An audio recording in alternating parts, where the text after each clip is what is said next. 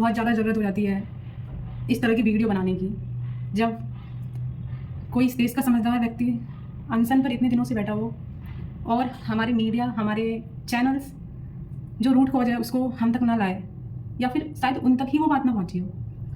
तो अभी जो समस्या जिस पर हमारे सोनम वांगचुक जी अनशन पर बैठे हैं, बहुत ज़्यादा ज़रूरत है उनकी इस देश को।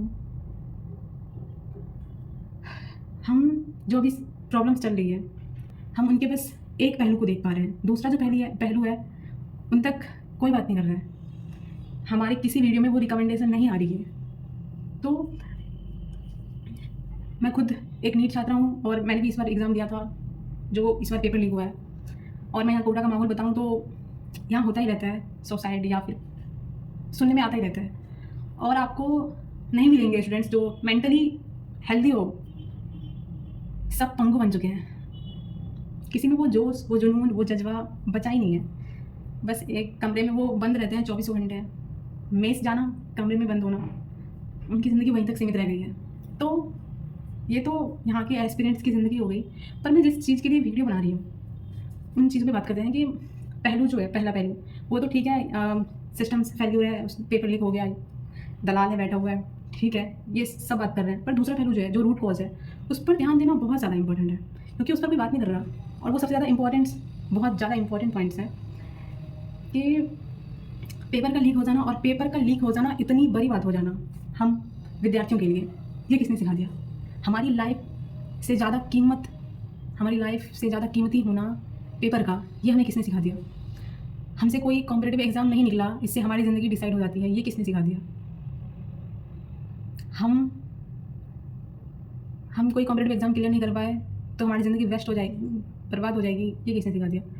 तो बात करना बहुत ज़रूरी है। इसके पीछे हमारे कोचिंग्स वाले, हमारे स्कूल्स, हमारे अभिभावक, हमारे टीचर्स, भ्रष्ट अधिकारी, दलाल, सारे शामिल हैं। एक पूरा का पूरा बाज़ार खड़ा किया गया है, और उस बाज़ार में कोई बाज़ार के लिए ये पेपर लीक होना एक प्रोडक्ट है उनके लिए, एक उत्पाद है।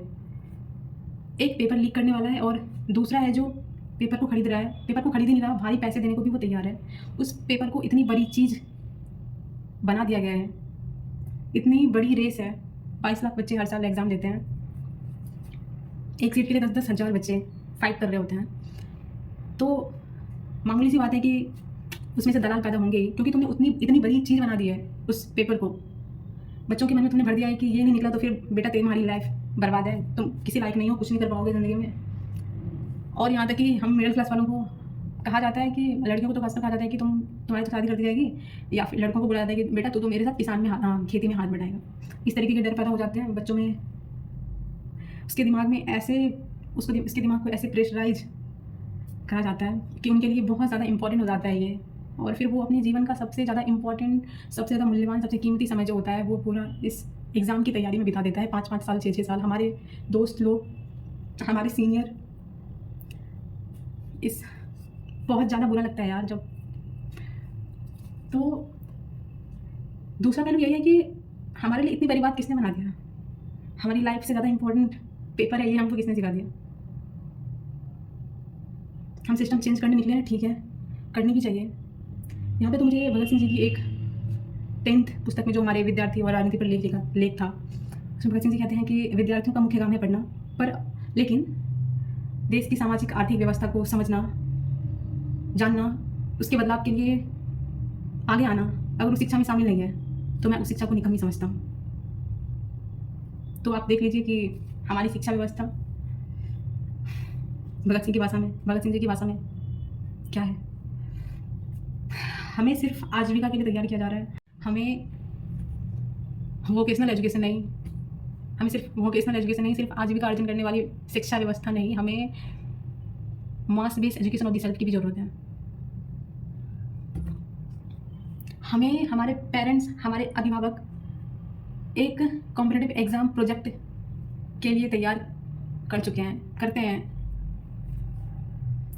मैं अपने बारे में बताऊँ, हमें खुद लगता था 10th तक तो हमारी लाइफ एकदम सेट थी, और मैं ये कहाँ किस ट्रैप में फंस चुकी हूँ, मैं ये कहाँ पे आ चुकी हूँ, जहाँ पे पेरेंट्स सिर्फ हमसे उम्मीद रखते हैं कि हमारा कॉम्पिटिटिव एग्ज़ाम क्लियर हुआ कि नहीं हुआ।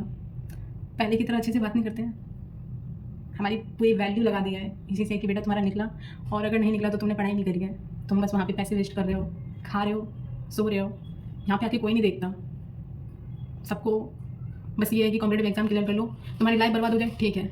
यहाँ पे एजुकेशन का मतलब डेवलपमेंट ऑफ इंडिविजुअल नहीं है, सपरेशन ऑफ इंडिविजुअल भी चलेगा, डेसिमेशन ऑफ इंडिविजुअल भी चलेगा, छात्र की, छात्रा की, युवा की ज़िंदगी बर्बाद कर दो चलेगा, पर कॉम्पिटेटिव एग्जाम क्लियर होना चाहिए।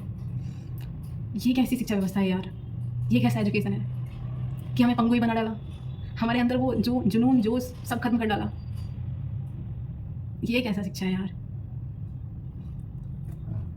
तो हमें ज़रूरत है जानने की, हम कहते हैं हमारा सपना है, हमारी ज़िंदगी से कुछ अरमान है वो पूरे करने हैं, इसलिए पढ़ना है, बट सचमुच आप पूछो खुद से तो पता चलेगा ये आपके सपने, आपके अरमान नहीं है, ये बस आपके माइंड में समाज द्वारा, संयोग द्वारा, परिस्थितियों द्वारा, टीचर्स द्वारा, अभिभावक द्वारा, बाहरी वातावरण द्वारा दिया गया है, आपके माइंड में एक भरा गया है और हमने उसको नाम दे दिया सपनों का। और फिर बाज़ार में बैठे लोग तैयार होते हैं हमारी खरीदारी के लिए। तो बहुत ज़्यादा इम्पोर्टेंट है mass base education of the self की, हमें नीड है सेल्फ एजुकेशन की, खुद को जानने की। हम ठीक है बार बार सिस्टम चेंज कर देंगे, पर सिस्टम चेंज करने वाला कौन है, हम ही तो है ना। हम अपने लिए फिर एक खुफिया दरवाज़ा खोल लेंगे, चोर दरवाज़ा खोल लेंगे, और ये हमें लगेगा कि बदलाव हो रहा है, पर वो वास्तविक बदलाव नहीं होगा, बस नया रूप रंग आकार लेके वही पुरानी चीज़ें फिर से आती जाएंगी। जब तक हम प्रॉब्लम्स की रूट तक नहीं जाएंगे तब तक ये बार बार होगा। तो जो हम विद्यार्थियों के लिए, हम लोगों के लिए जंतर मंतर पर प्रोटेस्ट कर रहे हैं, शुक्रिया, बट बहुत ज़्यादा ज़रूरत है सोनम वांगचुक जी जैसे लोगों का।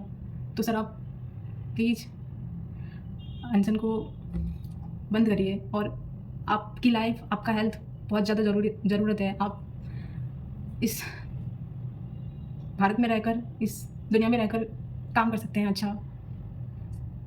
तो कह रहे थे कि आशा प्रशांत जी इस चीज़ पे क्यों नहीं बोलते हैं, तो उनकी वीडियो आ गई है, मैं लिंक कमेंट सेक्शन में डाल देती हूँ, ज़रूर जाके देखिए।